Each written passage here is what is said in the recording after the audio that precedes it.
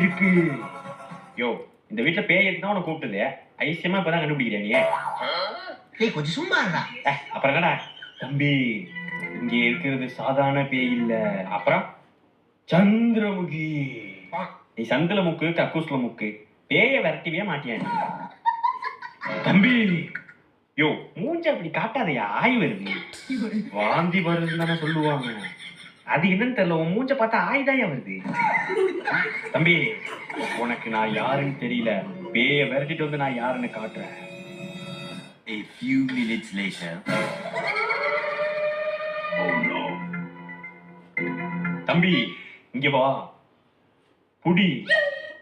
இன்னைக்கு ராத்திரி 12 மணிக்கு இருட்டா இருக்கும். யோ, ராத்திரி 12 மணிக்கு இருட்டாதான் இருக்கும்.